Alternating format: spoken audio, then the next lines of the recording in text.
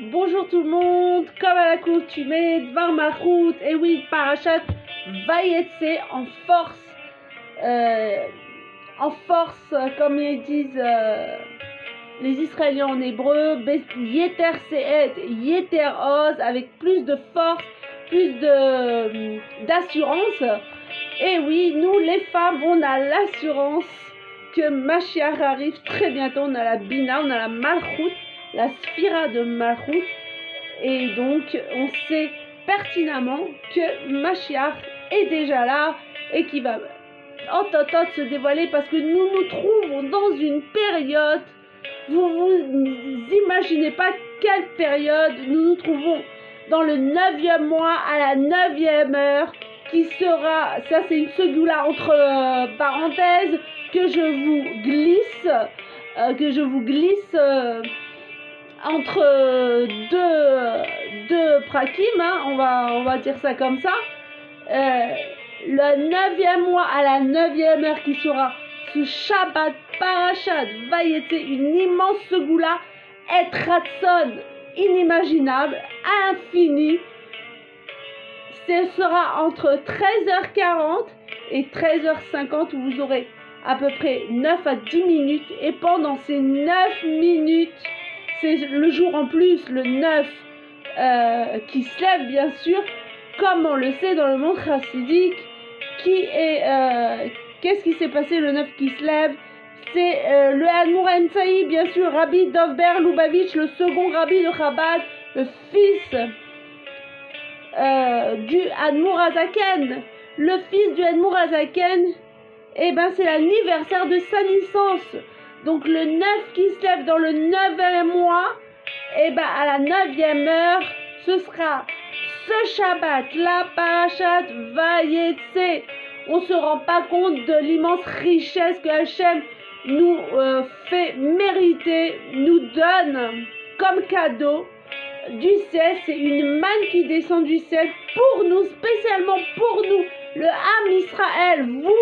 Vous qui êtes chez vous en train de me regarder et en train de m'écouter, écoutez bien mes paroles et ce qui va se passer ce Shabbat à la 9e heure, le 9e mois, entre 13h40 et 13h50. Priez, demandez toutes vos bagachotes. C'est bien simple pour le Zivoug. On m'a donné les prakim de Téline, que j'essaierai de vous les mettre en dessous la vidéo. En dessous de la vidéo, la Parnassa, la Refoua, la Atzlacha, tout ce que l'on désire, bien sûr le Mashiach et le Bet Amikdash Ashlishi, bien sûr, Berachamim ou Veratson. Alors, donc après ce scoop que je vous transmets, le scoop que je vous transmets en ce moment même, Tafshin Pebet, et oui, nous nous trouvons Parashat Vayetse, Tafshin Pebet, Sorfat, Bet Mashiach, Bet Rayenu. Allons-y, Juifs, réveillez-vous de votre sommeil de galoute. Alors nous continuons avec la Parashat Vayetse, 9 qui se lève. Donc comme je vous ai dit, cette segoula va se passer ce Shabbat, le 9e mois, dans la 9e année, à la 9e heure. Ce sera exactement ce Shabbat, entre 1h40 et 1h50.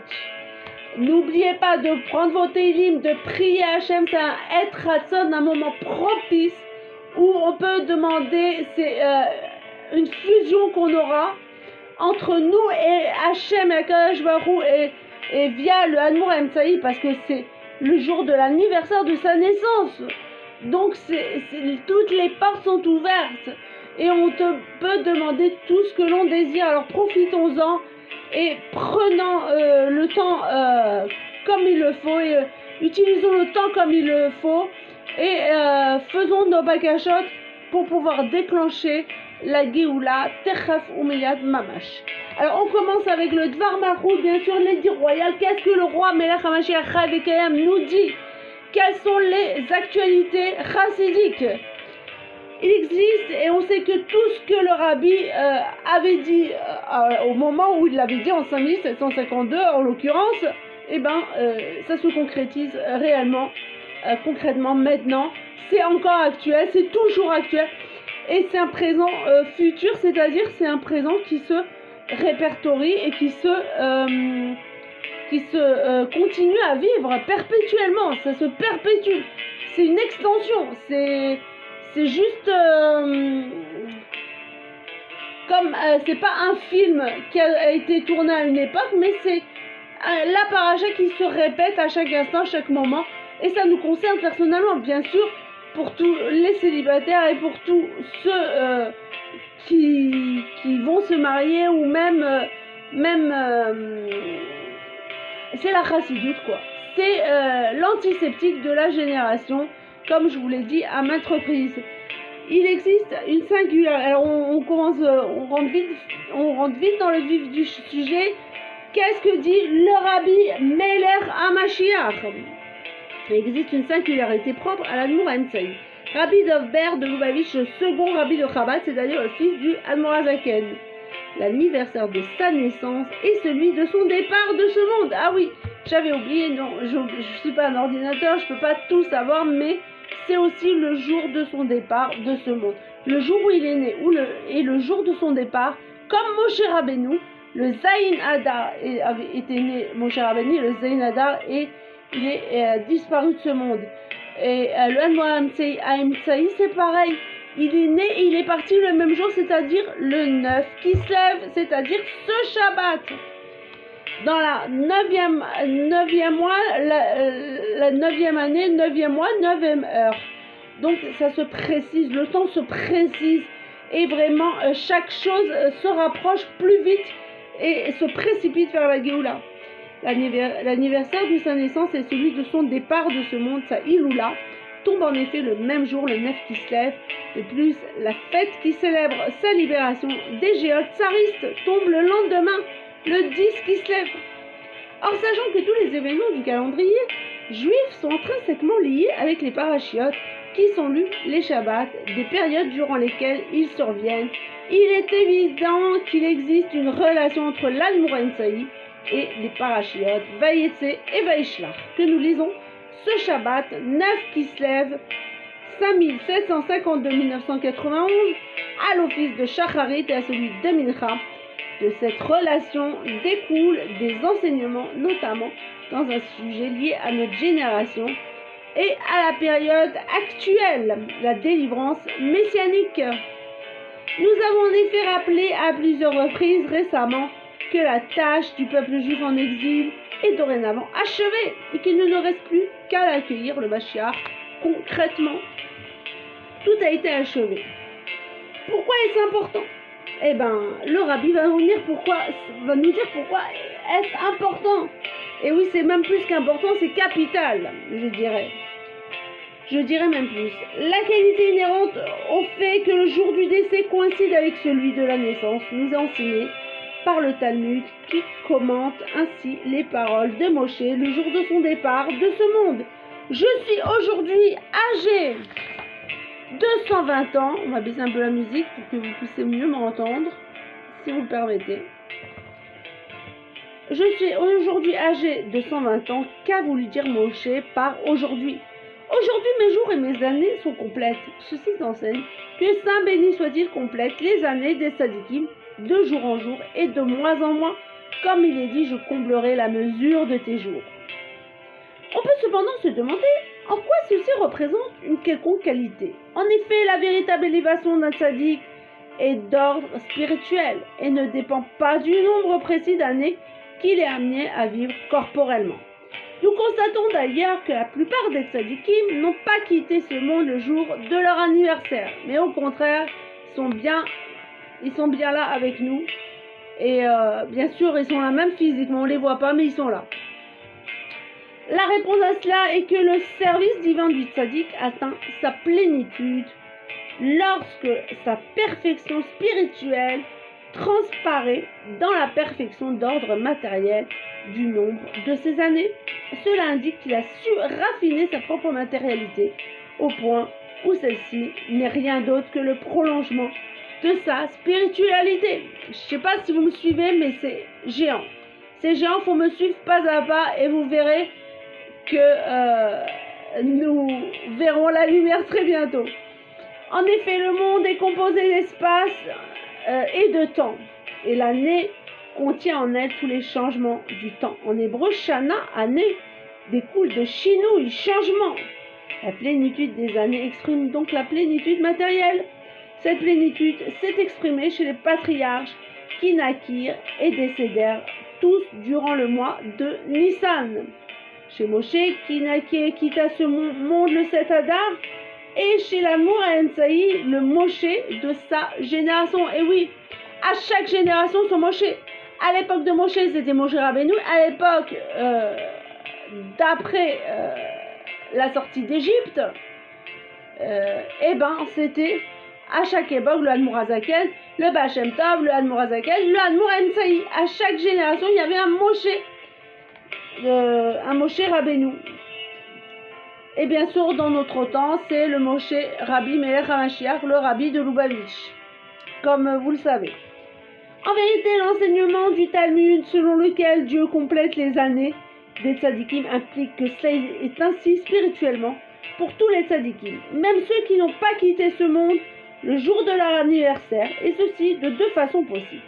Soit parce en un nombre réduit de jours, ils ont achevé la tâche impartie à leur dernière année, soit parce qu'ils ont reçu des jours supplémentaires au-delà du nombre parfait de leur année. Néanmoins, cette perfection est d'autant plus grande quand elle est révélée matériellement lorsqu'un tzaddik quitte ce monde le jour où il est né.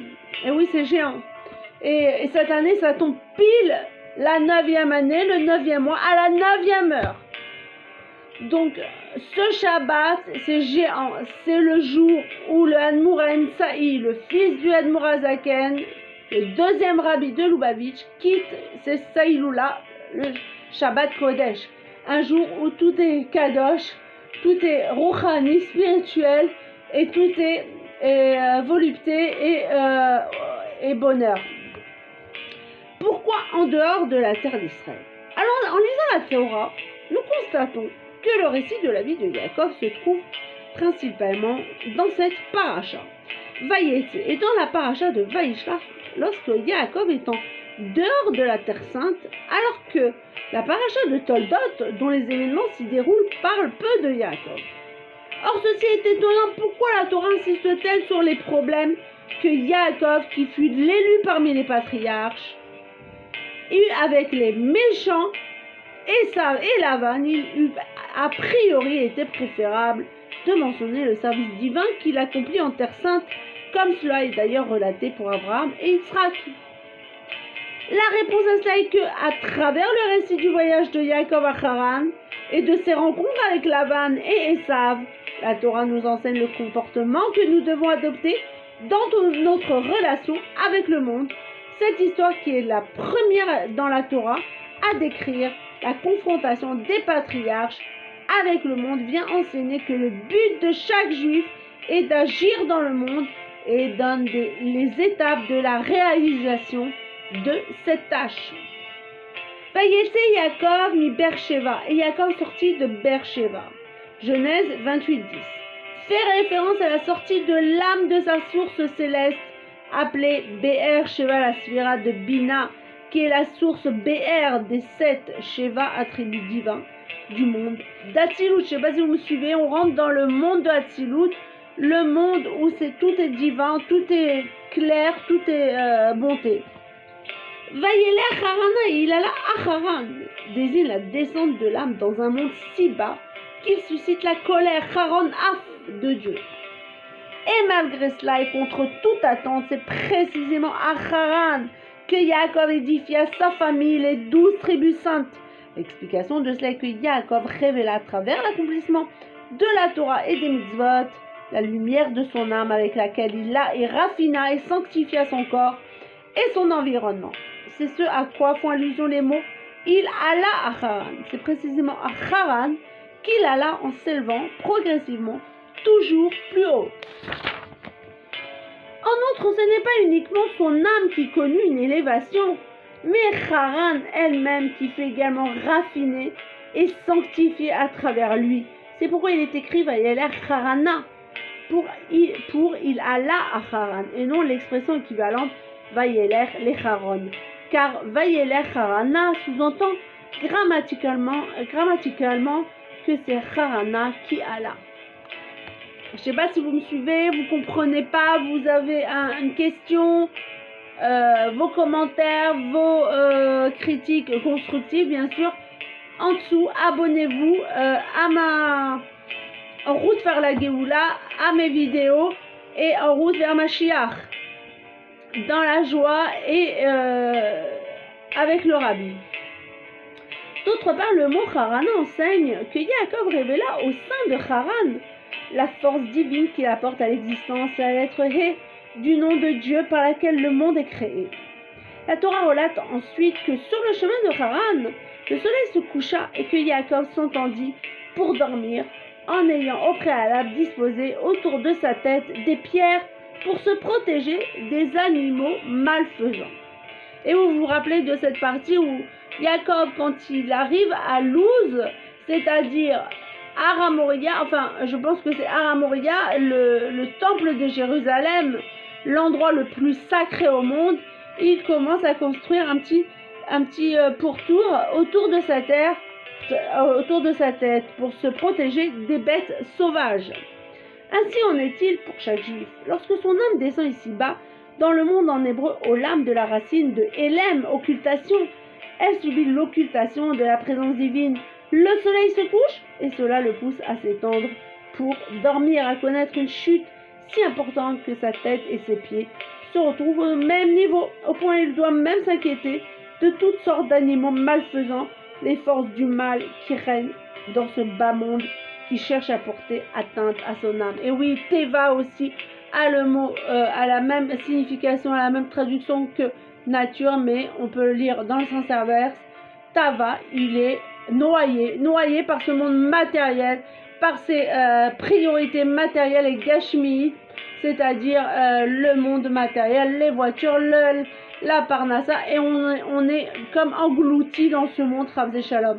Alors le Rabbi vient nous relever de cette matérialité, de cette grossièreté, et nous relève la tête en nous disant quoi faire et comment se sortir de là. Cependant, c'est précisément cette descente qui lui permet de connaître ensuite une élévation jusqu'à un niveau supérieur à celui qu'avait son âme auparavant, comme nous allons l'expliquer plus loin. Donc tout est bien voulu, tout est voulu par Akadosh Baruch Hu, tout est bien programmé. Hachem veut que Yaakov descende à Haran pour se purifier, pour purifier les étincelles et pour se sanctifier et construire la nation du Ham Israël, les 12 tribus. La tête avec le pied. En route vers Haran, Yaakov s'étendit pour dormir sur le mont Moria. Nos sages enseignent que ce fut la première nuit qu'il s'étendit pour dormir après les 14 années qu'il venait de passer à étudier la Torah de jour comme de nuit dans la yeshiva de Shem et de Héber, où il ne faisait que somnoler légèrement la nuit entre deux sessions d'études. Ceci suscite cependant une interrogation. Si Yaakov s'abstint de se coucher pendant 14 ans, pourquoi donc choisit-il de le faire à l'endroit précis où le temple allait être érigé? Il est vrai qu'il vit ensuite, assurément l'Éternel est présent en ce lieu. Et moi je l'ignorais. Mais il reste à comprendre pourquoi Dieu fit en sorte qu'il en fût ainsi. Pour comprendre cela, il est nécessaire de se pencher sur l'action de se coucher. En effet, la position debout révèle clairement le statut des différents membres du corps. La tête représentant l'intellect est en haut. Le cœur représentant les sentiments est au centre. Les jambes et les pieds représentent la force d'action, sont en bas. Or, lorsque l'on se couche, il en résulte que la tête et les pieds se retrouvent au même niveau. La partie supérieure du corps humain représente sa spiritualité, alors que sa partie inférieure représente sa matérialité. Il convient que la spiritualité ait la prépondérance sur la matérialité et la guide. Mais lorsque l'on est couché, la spiritualité et la matérialité sont au même niveau, ce qui constitue en soi une déchéance. Malgré cela, il arrive que la position allongée exprime au contraire une situation extrêmement élevée. En effet, la différence entre la tête et les pieds n'existe que dans le cadre des limitations du monde. Mais envers Dieu, qui est l'infini absolu, il n'existe aucune différence entre le spirituel et le matériel. Ces derniers sont absolument équivalents. C'est ce qui se révéla lorsque notre père Yaakov se coucha à l'endroit du temple. C'est précisément le fait qu'en cet endroit, la lumière infinie de Dieu est révélée qui entraîna chez Yaakov une totale annulation de soi au point où sa tête et ses pieds se retrouvèrent au même niveau. Telle fut également la signification du rêve que Yaakov fit alors. Il rêva en effet d'une échelle dressée sur la terre, dont le sommet atteignait le ciel. Une échelle qui reliait et unifiait la terre et le ciel. C'est aussi cette force infinie qui lui conféra la capacité de faire résider dans un endroit aussi bas que Haran, la sainteté, la plus élevée par la force de l'essence divine. Nous continuons, nous progressons, nous avançons, nous nous élevons avec le Dvar Malchut, Parashat Vayetse. Et oui, nous sortons de la galoute, ça y est, en étudiant la Chassidoute, bien sûr, nous nous élevons et nous nous sanctifions par les mots saints du Rabbi, la prophétie même, la dispute des membres. Ce qui précède nous permet de comprendre le sens des pierres que Yaakov disposa autour de sa tête avant de s'endormir. Le Talmud raconte qu'au moment où Yaakov les disposait, les pierres commencèrent à se disputer, chacune exigeant que ce soit sur elle que le tzaddik pose sa tête. Immédiatement, Dieu les fondit tout en une seule pierre. Cet épisode suscite une question évidente. À qui peut servir un muret pour protéger la tête si le corps reste à la merci des animaux malfaisants? Et même d'après les commentaires qui expliquent que Yaakov avait en réalité entouré tout son corps avec des pierres. 1. Pourquoi la Torah ne mentionne-t-elle que celle qui protège sa tête? Et 2. En quoi un muret de simples pierres protège-t-il des animaux féroces alors qu'il suffit à ces derniers de sauter par-dessus? L'explication profonde de cela, d'après la Chassidoute, est que Yaakov se protégea par des procédés spirituels. Il illumina son corps de la puissance de son âme, de la pierre de son âme, faisant ainsi disparaître le voile que le matériel maintient habituellement sur le spirituel, et ça entraîna qu'aucun animal ne puisse l'atteindre. Et oui, il faut se construire un muret, il faut se construire une muraille, une grande muraille. On doit se construire une protection spirituelle, évidemment, pour se protéger des animaux féroces du Yetzer Hara qui utilisent plusieurs sortes de façons pour atteindre l'âme divine du juif. Ainsi comme l'âme réside principalement dans le cerveau, la Torah cite les pierres qui entouraient la tête car leur rôle fut prépondérant.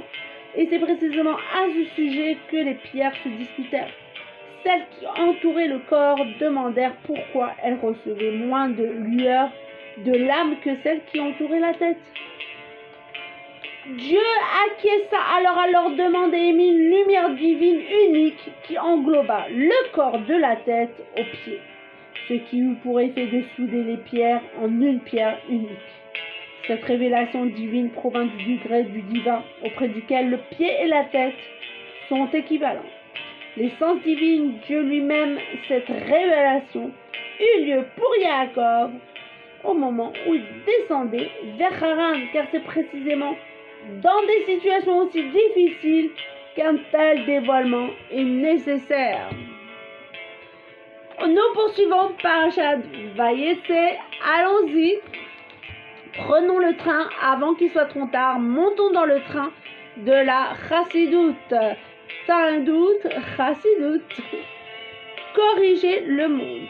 C'est ce qui donne à Yaakov le pouvoir de vaincre l'obscurité de Haran et d'y dévoiler la divinité. C'est pour ça que c'est précisément là-bas qu'il édifia une famille intègre, ainsi que le disent nos sages. Mitato Shelema, sa couche fut intègre. Je voulais les références là, entre parenthèses, Vayetse, Midrash Tantruma, Bober, Vayetse, Kat et autres. Or, le mot pour couche ou lit, en hébreu, mita, est lié au mot mata, le bas, ce qui souligne que c'est précisément la descente de Yaakov vers le bas que lui valut ce succès. De là découle pour chaque juif l'enseignement qui lui incombe de considérer le haut et le bas de manière identique et de révéler ainsi l'essence divine qui transcende le haut et le bas dans les dix facultés de son âme. L'essentiel du travail spirituel de Yaakov Acharon concerne sa propre personne, le dévoilement de son âme et son unification avec son corps, et sa famille, la naissance et l'éducation de ses 12 fils, de sorte que sa couche soit intègre. Cependant, comme cette action doit également concerner le monde, Yaakov voyagea à la rencontre de Esav, comme cela est relaté dans la paracha de Vaishlach, et tenta de le corriger lui aussi. Et oui, on doit transformer Esav aussi. On dit qu'Esav, il avait un très grand potentiel, une très grande force, une très grande lumière qui n'était pas, on va dire, qui n'était pas calée, concentrée, qui n'était pas mise, qui n'était pas, qui était en tourbillon, quoi, qui n'était pas calé, concentré, quoi. J'espère que vous me comprenez. Je trouve pas les mots, mais je pense que vous m'avez comprise. Si Esav était un méchant homme, son âme était néanmoins extrêmement élevée. Elle prenait sa source dans le niveau de Tohu, le jaillissement de lumière divine, du chaos originel, qui est au-dessus de celui de Tikkun, le système ordonné de monde qui succéda au Tohu, d'où l'âme de Yaakov est issue. Vous voyez, donc il promenait sa source, l'origine de sa âme, la source de son âme, elle vient du monde de Tohu qui est illimité, qui n'a pas d'ordre. Yaakov pensait alors que Esav avait été redressé et qu'il pouvait y avoir entre l'union et l'unification, mais Esav n'était pas prêt, c'était pas le moment pour lui d'avoir la Géoula. Ces deux parachiotes, Vayetse et Vayishlach, expriment le but de l'ensemble de la Torah et des mitzvot, raffiner et sanctifier le corps de l'âme, en particulier le monde matériel en général, faire en sorte qu'il devienne un récipient pour la spiritualité de l'âme jusqu'à ce que la matière elle-même révèle la force créatrice qui l'anime, ne faisant plus qu'une seule chose, qu'une chaîne soudée avec le spirituel jusqu'à constituer une demeure ici-bas pour l'essence divine. Et oui, le but ultime de chacun et chacune, c'est de construire une maison ici-bas. Que ce soit pour moi ou pour tout parce qu'on dit que Dieu réside entre les quatre coudées que chacun et chacune va construire en se mariant, en construisant un Beth Midrash, une maison d'études, etc. Ceci sera atteint lors de la délivrance messianique, quand le corps physique et le monde matériel atteindront un degré de raffinement tel qu'ils pourront recevoir en eux la lumière divine. Alors la chair elle-même verra Dieu, la pierre du mur clamera que Dieu la porte à l'existence, etc. La profondeur de la Torah, et oui, le Rabbi va très loin et nous emmène très très loin et très haut.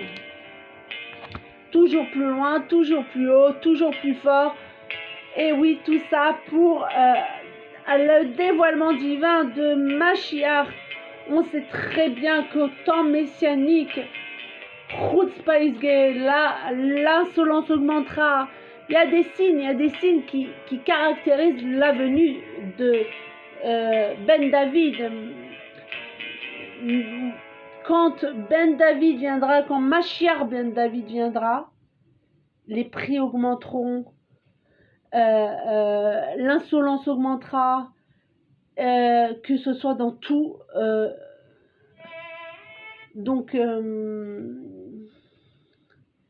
Que ce soit dans tout augmentera. On dit que toutes les monnaies tomberont et le shekel augmentera. C'est un signe que Mashiach arrive. Et nous nous trouvons dans cette période si particulière où on voit vraiment que les prix augmentent, tout augmente, les loyers augmentent, le salaire baisse, mais on aura tout en abondance. Et vraiment, on voit vraiment que ça se concrétise réellement. Et donc, nous ne devons pas avoir peur, au contraire, nous devons nous réjouir de ce moment et nous dire que c'est que Mashiach qui s'approche de pas en pas à pas et de plus en plus fort. Alors, la profondeur de la Torah. Cette démarche de réunir le spirituel et le matériel à travers la Torah et les mitzvot a connu un essor particulier depuis la révélation de la chassidoute, la partie profonde de la Torah qui unit la profondeur de l'âme du juif avec les degrés profonds du divin et confère ainsi la capacité d'unir le monde à Dieu en profondeur. La chassidoute Chabad a dans cette perspective la qualité particulière de relier le divin avec les facultés intellectuelles de l'homme, sagesse, compréhension, connaissance, dont l'acronyme hébraïque, vous la connaissez, et c'est de, je vous entends déjà, c'est Chabad, et pas Chamor, Chabad c'est Chochma, Bina, Vadat. Compris des non-juifs, ce qui entraîne une situation où le monde entier s'unit à Dieu. C'est également la raison pour laquelle c'est principalement au mois de Kislev que la chassidoute s'est révélée. Celle-ci contient en effet plusieurs dates essentielles dans l'histoire du dévoilement de la chassidoute. Déjà, nous avons le 19 Kislev, le 7 Kislev, Chag Geoula avec le Admor HaZaken qui a été libéré par les prisons tsaristes et bolcheviques, communistes et stalinisme, bien sûr, qui a été libéré. Nous savons, nous connaissons déjà, nous, le peuple juif, nous avons vécu dans notre chair et dans notre sang comme le rabbi, l'Admor HaZaken, comme l'Admor HaZaken, qu'il a vraiment vécu dans sa chair et dans son sang, qui a été libéré le 19 Kislev, marque la libération de l'Admor HaZaken, Rabbi Shneur Zalman de Liadi, le premier rabbi de Chabad. Il est également appelé le Rosh Hashanah de la Chassidoute, la naissance et la Iloula de l'Admor Emsaï, second rabbi de Chabad le 9 Kislev, et sa libération le 10 Kislev. Donc, la Iloula du Admor Emsaï, le second rabbi de Lubavitch, le 9 Kislev, le 9 Kislev c'est sa Iloula, le jour où il est né, où il est parti, et le 10 Kislev c'est sa libération.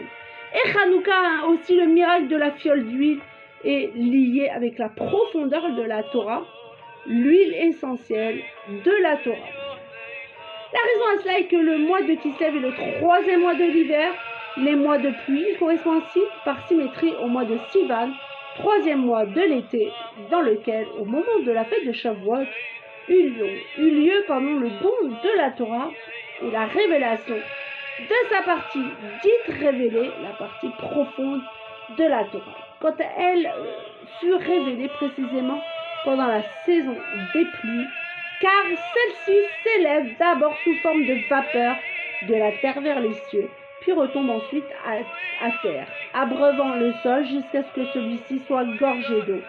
C'est le même cycle qui caractérise la profondeur de la Torah. Elle réunit la matière et l'esprit, la terre et le ciel, jusqu'à ce que le monde entier sera totalement gorgé de lumière divine. On ne fait pas un cours de géométrie ni de science. Nous faisons Chassidut Parashat Vayetze, le rabbi. Vous savez que le rabbi avait un doctorat et que la rabbinite en avait un de plus que lui. Mais il était ingénieur, il avait eu son doctorat, donc connaissait parfaitement la science.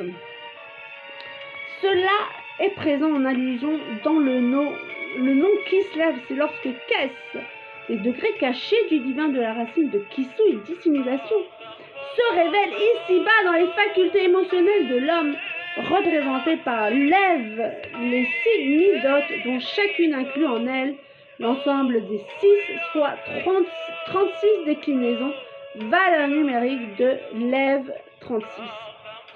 L'amour A.M. Saï et le 36 aussi, et bien sûr la 36 Sadikim Nistarim. que nous connaissons. Et grâce à eux, c'est grâce à eux que le monde tient. L'Admour Ensaï a harcelé entre le spirituel et le matériel propre de la Chassidut Chabad a essentiellement été effectué par l'Admour Ensaï. En effet, l'Admour Azaken, qui lui a précédé, révéla la chorma, la sagesse de la Chassidut, ce qui s'exprime par un enseignement condensé et synthétique. À sa suite, l'Admour Ensaï révéla le degré de Bina, compréhension, à travers un enseignement particulièrement développé, tel le flot d'un large fleuve, issu pourtant d'une source punctiforme. Je connaissais pas ce mot, punctiforme. Ainsi, les concepts de la Chassidut qui apparaissaient, je vais baisser un peu. Ainsi, les concepts de la Chassidut qui apparaissaient de façon concise dans les œuvres de l'Admour Azaken font l'objet de larges développements par l'Admour Ensaï. Ceci était même perceptible dans sa vie physique, au point où son gendre, le Tzemar Tzedek, troisième rabbi de Chabad, dit un jour « Si l'on coupait un doigt de mon beau-père, Rav Shalom, ce n'est pas du sang qui jaillirait, mais de la Chassidut. » La Chassidut était son sang et son âme. Waouh, c'est grandiose, c'est géant. Donc c'est la raison pour laquelle il est appelé l'Admour Ensaï. Le rabbi intermédiaire étant au niveau de Bina, il relie en effet le rabbi qui l'a précédé et celui qui l'a suivi, de façon à inclure en lui les trois pères de la Chassidut qui correspondent aux trois niveaux Chabad, car c'est en lui que s'exprime la finalité de la Chassidut qui est de relier le monde et la divinité. Le 9 qui se lève. Nous pouvons dès lors comprendre la raison pour laquelle l'Admour Ensaï a quitté ce monde le jour anniversaire de sa naissance. Chez lui s'exprimait avec force la réunion de la matérialité du spirituel, et ainsi sa plénitude spirituelle s'exprima aussi matériellement à travers un nombre entier d'années. C'est cette perfection spirituelle et matérielle portée par ce jour du 9 qui se lève qui permet sa libération le lendemain 10 qui se lève et constitua une préparation adéquate au Rosh Hashanah de la Chassidut le 19 qui se lève. Cette année, c'est 1752, 1991, qui correspond à l'année française 1991, le 9 qui se lève tombe un Shabbat. Waouh, c'est incroyable. À l'époque où le rabbi avait lu cette paracha, le 9 qui se lève tombe un Shabbat comme cette année, Tafshin Pebet. Donc vous y êtes, il nous recadre le rabbi, il a vu très loin. C'est incroyable mais vrai, mais ça tombe aussi un Shabbat cette année. Donc c'est très fort. Le 9 qui se lève, un Shabbat, ce qui souligne encore plus la réunion parfaite du spirituel et du matériel, car la haute sainteté des divines qui se révèle le Shabbat et qui est à l'origine du plaisir divin lié au Shabbat, doit pénétrer dans les dimensions matérielles du juif à travers les repas du Shabbat, le sommeil du Shabbat, au point où l'âme supplémentaire que l'on reçoit le Shabbat effectue un changement dans le corps physique et dans le monde matériel.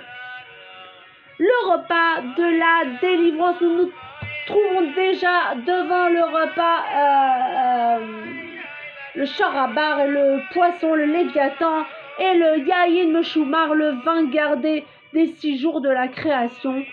Nous nous attablons déjà devant Seudat Mashiach. Alors préparons-nous à préparer ce beau festin pour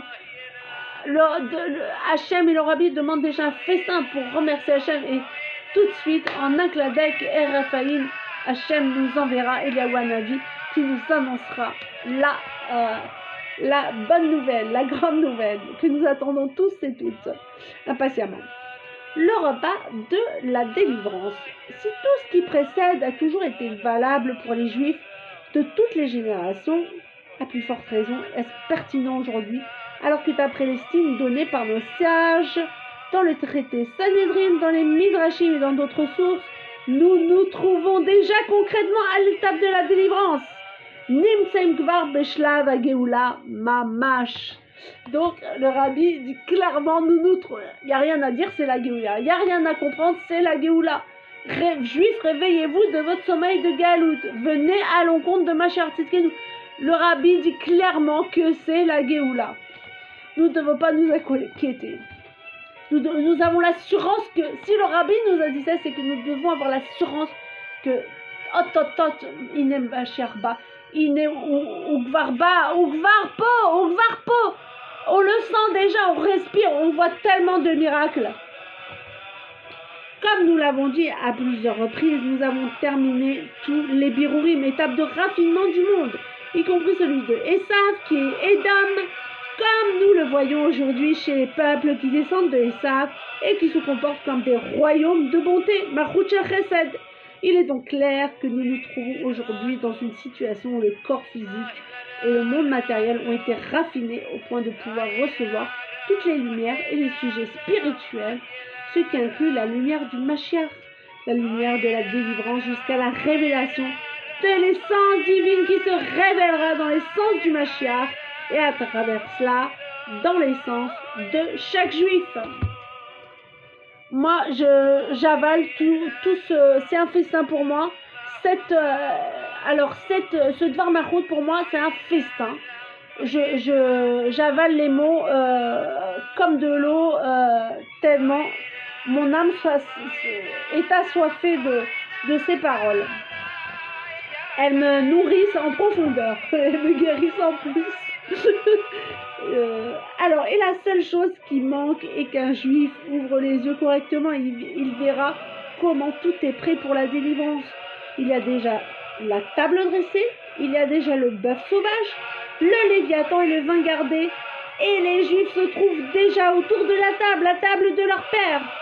Le roi des rois, le Saint béni soit-il, avec le Mashiach comme il est écrit dans les livres. Commentaire du Barthénoura sur Ruth, responsable du Khatam Sofer Choshen Mishpat, volume 6, chapitre 98, Zechemet, Beat Asadeh, Marechet, Aleph 70 et autres. Qu'il y a dans chaque génération un homme qui est apte à être le Mashiach.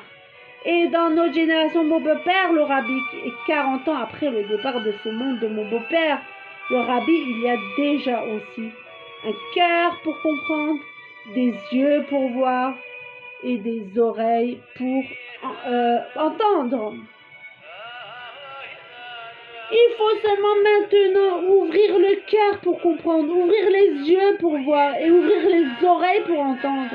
Et de même manière exploiter tous les 248 membres et les 365 nerfs de son corps physique pour étudier la profondeur de la Torah telle qu'elle a été révélée dans la Chassidoute et pour accomplir les instructions des Rebbeim, ce qui inclut d'étudier les sujets relatifs à la délivrance de façon à ce que cela ouvre le cœur, les yeux et les oreilles et que l'on comprenne, voir et ressente concrètement dans la matérialité du monde la délivrance et d'étudier la Torah du Mashiach, la partie profonde de la Torah, avec un niveau de vision, car tout ceci est accessible. Il suffit d'ouvrir les yeux et on verra cela. J'adore. J'espère que vous aussi. Concrètement, Tachlis, qu'est-ce que le rabbi nous dit de faire pour en faire encore un pas de plus, encore un cri, encore une bonne action, encore un sourire et encore une mitzvah. Puisque la jonction entre le spirituel et le matériel est déjà une réalité, il nous incombe de révéler cela concrètement. En premier lieu, un sujet d'actualité en ce jour de l'anniversaire de la Iloula de l'Aedmo Emsaï, il faut rajouter dans l'étude de sa Torah d'une façon caractéristique, de la largesse de la Bina, et ceci concerne tous les juifs, hommes et femmes. Chez l'Aedmo Emsaï, la plénitude spirituelle s'est exprimée dans la plénitude matérielle par le fait que ces années furent entières.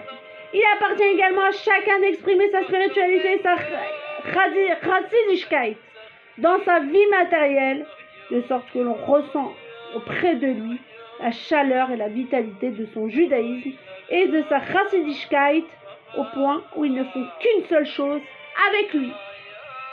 En plus de cela, il faut organiser les Farbringen, célébration chassidique à l'occasion du 10 Kislev, fête de la libération de l'Anmoa Emsaï, y étudier de sa Torah, y prendre de bonnes résolutions, parmi lesquelles d'organiser des Farbringen à l'occasion du 19 Kislev dans chaque recoin du monde où se retrouvent les Juifs.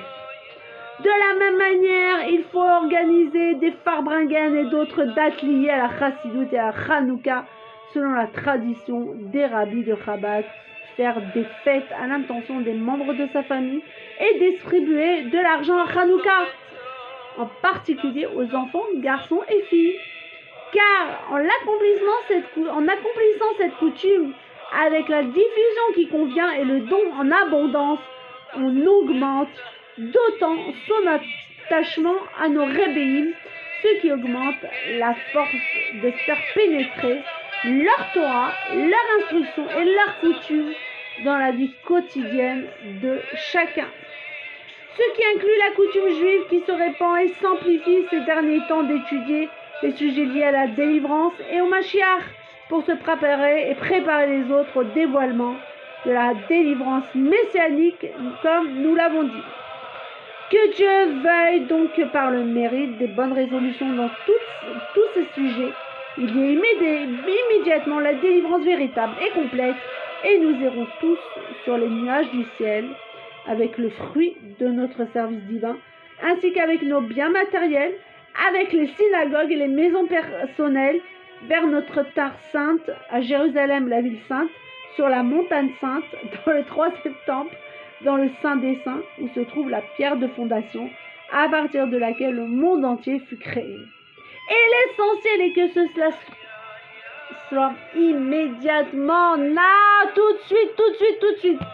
Donc, qu'est-ce que tu fais pour amener le Mashiach aujourd'hui? Qu'est-ce que tu as fait pour amener le Mashiach tout de suite? Encore une bonne action, encore une bonne résolution, se réjouir chaque instant. Et bien sûr, je vais vous dire quel Pérec lire pour les célibataires Shabbat entre 13h40 et 13h50. Ça va prendre une seconde. Je reviens, à tout de suite.